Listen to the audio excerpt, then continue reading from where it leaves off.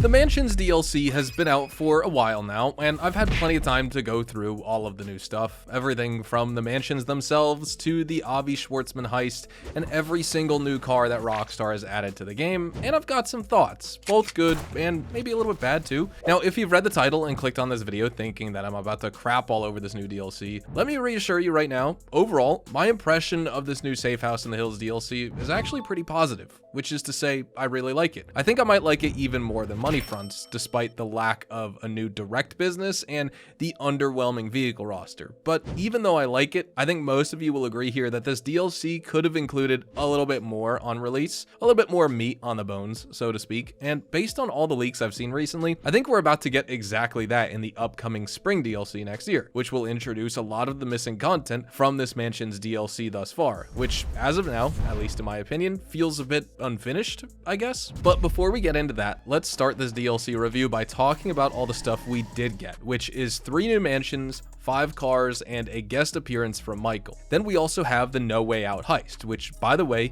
you don't need a mansion to play, and this might just be my new favorite tier 2 heist. Obviously, the Cayo Perico heist and Dr. Dre contract are still holding strong in tier 1, and they likely will stay that way until GTA 6 releases, but in tier 2, our previous reigning champ was the Cluck and Bell farm raid. Obviously, Oscar Guzman was really good, and I prefer that even more than Cluck and Bell, and now I think No Way Out just dethroned that. Not just from a mission variety point of view, but also in terms of money making. $625,000 with the Elite Challenge on No Way Out versus $500,000 on Cluck and Bell, or $750K on the Oscar Guzman Flies Again questline on hard mode, and No Way Out can be done in roughly the same amount of time as Cluck and Bell, which is awesome. Then we've got the cars, 5 as of now: the Sentinel XS4, the Grotti GT750, the Fister Extreme, the Progen Luiva, and the new king of speed, that is the Vapid FMJ Mark V. If you want a good track car that's also really easy to daily drive and money grind with, you get the FMJ Mark V, slap some HSW upgrades on it, and leave literally everything else in the dust where it belongs, including the Niobe. If you want a drift machine that sounds awesome and feels alive in your hands, you get the Sentinel XS4. If you want a sports classic with drop-dead gorgeous looks, an awesome handling profile, and lots of racing heritage as well, you get that Grotti GT750. If you want a one-of-a-kind open-top roadster that blends modern tech with classic styling and insane speed, you get the Progen Luiva. And finally, if you want to just waste your money on an overpriced piece of crap EV that sounds like a Roomba and looks like a fish, you get the Fister Extreme. These are all the cars we have right now, but there are more on the way, and thanks to the leaks from data miners, we already know quite a few things about them, including prices. But first, I want to talk about some things that we should have gotten with the Mansions update on day 1. Things like more interior customization options for our mansions. Back when mansions were first leaked, many players were convinced that they'd cost well over $15 million just for the base house, and that's because they were expecting insane levels of customization. Everything from the carpets, to the paint, to the furniture, and even the room layouts. I mean, that's the only thing that would justify a higher price tag on our properties. But you've got to remember that this is GTA Online, and it's not like some kind of life simulator or even Sims style game. So there's a limit on how much customization and features that Rockstar will realistically add. Still, anything, even marginally unique here, would have been better than just copy and pasting Devin Weston's mansion from story mode 3 separate times and then calling it a day. Now, I will admit here, a lot of the stuff they gave us for free, I was actually expecting to pay for it. Things like the pools, the helipads, spas, beauty salons, even the master control terminal. I initially thought all of these major features would be paid options that would inflate the price even further from the base version, but it's awesome that we're getting so many of quality of life features for no added cost. And when you consider the fact that the Tongva estate is, quote unquote, just a $9.5 million with the pre-luxury gold tier membership discount, I'd even go so far as to say that it's a bargain, at least for those of you with 9-figure bank accounts. However, if you're relatively new with only about 10 million or so in the bank, and you're wondering if you should buy a mansion or get an Oppressor Mark II, I'd say absolutely 100% go for the Oppressor Mark II instead, as it will have significantly more short-term benefits for you, and actually even long-term benefits up to a certain point. A terabyte plus the Oppressor Mark II with the trade price can be purchased for roughly the same amount of cash as a Tongva estate, and it will significantly boost your grinding speed because you have a mobile master control terminal, as well as a flying bike that shoots missiles and makes every mission trivial. But let's say you already have an Oppressor, you have a Kasaka, you have an agency, you own every single MC business, you own a hangar, a bunker, you own the garment factory and a nightclub and all special cargo warehouses, you own all of that, right? Then you should definitely invest in a mansion. And the reason I say that is because the mansions are basically endgame content that makes all your existing stuff in-game so much better. It's a force multiplier. It's not a replacement for your businesses, and that's honestly pretty good for a final big DLC. A nice retirement home that you can spawn into and control all your other stuff from. Also, this is pretty much confirmed at this point, but we're not quite done with the safe house in the hills just yet. Rockstar even mentions at the very end of their December 10th newswire how there's plenty to look forward to in the coming weeks and months. New vehicles, new odd jobs, new missions, as well as seasonal adversary modes. But thanks to the wonderful GTA community, as well as the data miners, we don't have to wait that long. So here are the 5 new vehicles that are yet to be announced officially from Rockstar. The Fister Astrali. This is the sports classic priced at $1.475 million. And some folks have managed to mod it into the game, and it's confirmed that this will also be eligible for HSW upgrades, so it'll be a direct competitor to, say, a Sterling GT or even a Turismo Classic. Then there's the Grotti Italy Classic priced at $2,025,000. This is a sports classic, but it doesn't have HSW upgrades. Despite that, reports suggest it'll be a very fast car due to its grip and acceleration, so I'm definitely looking forward to this one. Unreleased vehicle number 3 is the Shitsu Katora, and this one's a K-truck based on the Suzuki Carry. Supposedly, it's also getting a drift tune as well, which would be absolutely hilarious to see in action. The Katora probably won't be very fast overall, but it also costs just $810,000, making it the cheapest car to be released in recent memory, and it's also got some pretty funny modifications options like the one giant sprunk can in the back. Lastly, for vehicles number 4 and 5, we've got 2 new Buffalo police cars, the Buffalo Cruiser as well as the Buffalo STX Pursuit. Both are priced very high, as you'd expect with them being police cars and all, but the STX Cruiser in particular is causing a bit of a commotion because it appears that despite being priced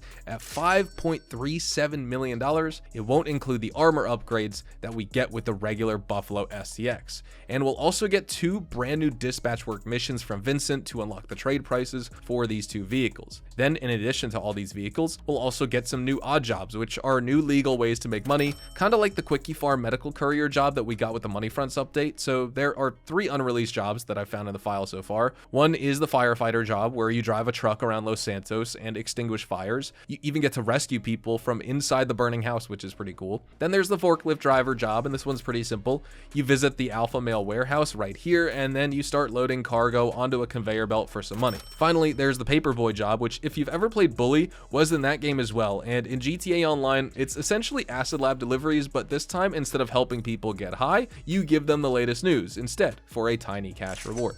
Now, we all know about all these unreleased jobs thanks to Arthur1781 on Twitter, so definitely check out his page for more gameplay videos on these new jobs. And in the next few days, I'll also be releasing a detailed video guide covering all of these leaked vehicles, the new dispatch work missions, and odd jobs. So if you're not subscribed, go ahead and do that and click the notification bell too, so you'll be notified and know where to look as soon as that video drops. In addition to the jobs, we're also getting some seasonal updates, like a Valentine's Day random event where you encounter this cheater and you can either rob him or free him. In story mode, this is called Stag Do Running Man, and it looks like Rockstar is bringing this funny little gag over to online as well. Expect to see this one in the game on February the 14th of 2026. And this one's not confirmed as of now, but apparently we're also getting a new adversary mode set inside of your mansion that's creatively named Mansion Raid, and it's similar to the secret mission you do with Michael, but this time, instead of fighting NPCs, you'll be fighting teams of 5 players, and you'll be in a team of 5 yourself. It'll be a 5v5 match with 2 sides, one that plants a bomb,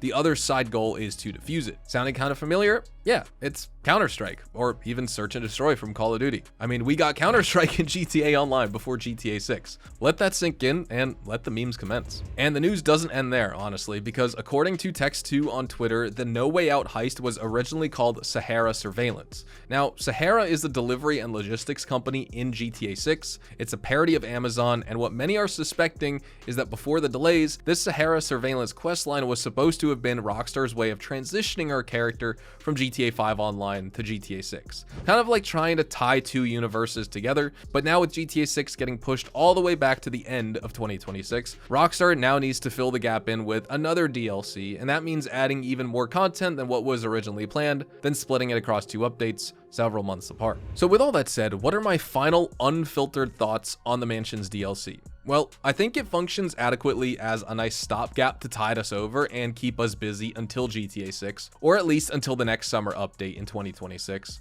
I really like the new No Way Out heist personally. I absolutely love the Sentinel XS4, as well as the Grotti GT750 and the FMJ Mark V. I think all of those vehicles are really good. The Luiva is also really fun to drive, and the Fister Extreme, well, it's the only real disappointment I have when it comes to DLC vehicles so far for this update, other than the lack of vehicle quantity itself. It also would have been really cool for us to get some new drift tunes, maybe some new HSW upgrades for old sports cars that desperately need them to stay relevant, but hey, we'll take what we can get. No use in complaining too much, right? Because Rockstar will keep doing their thing, and they have stuff like this planned out months in advance anyway, so whatever's going on at this point can't really be overhauled. I also think that the new mission creator isn't getting nearly as much attention as it deserves, because it represents the shift in how Rockstar treats user-generated content within GTA Online, not just for GTA 5, but also upcoming with GTA 6, which I think we'll have a more developed version of this mission creator that will of course allow us to create custom scenarios and maybe even player-owned characters if they decide to take it that far. It'll definitely give GTA 6 the sort of staying power and longevity that most games can only dream of, and we're only beginning to see little bits and pieces of that with the updated mission creator in this new Mansions DLC update. So to sum things up, Mansions are awesome. The production speed boost kicks butt. Most of the vehicles we got are good, but we could have used a lot more of them. The security upgrade's nice. Does this DLC pack the same amount of content as the contract with Franklin, Lamar, and Dr. Dre? No, of course not. It doesn't have nearly the scope and content density of Kaio or Dr. Dre updates, but we'll probably never get something at that level again, at least in the case of GTA 5 Online, and right now we don't necessarily need another massive update like that just to cap things off for our character, in my opinion. I mean, it would certainly be nice, right? Players would love a big update. I'd love a big update on the level of the contract again, but I guess Rockstar just has most of their focus with their resources and things of the like focused towards GTA 6 and making sure it releases on time, hopefully without another major delay. Plus, there's already so much content in this game that I think cycling through all of it takes days and days and days for your average player. So for what it is, it's a cool little retirement plan for our GTA Online character. The Mansions DLC is perfectly fine. It's great even in certain parts like the No Way Out heist, and once we finally get all that unreleased Dripfeed content, it'll be even better. By the way, I don't think this was the actual last DLC either. We've already seen Mr. Favor being set up as the next big bad villain, and I'm suspecting we'll be getting even more missions in the future featuring him as a main character, possibly in the summer DLC, if not maybe spring with like the second half that we usually come to expect with these DLCs recently. Plus, it would be really cool if Michael, Franklin, and Trevor all got together for one final score in collaboration with our GTA Online protagonist. That would truly be the perfect capstone to an already excellent story that's been going on since 2013, but truthfully, I don't think it's gonna happen. That's all I have for this video though. I'd love to know in the comments section below, what did you think of the Mansions DLC? Did it surpass your expectations? Were you underwhelmed? Let me know down below.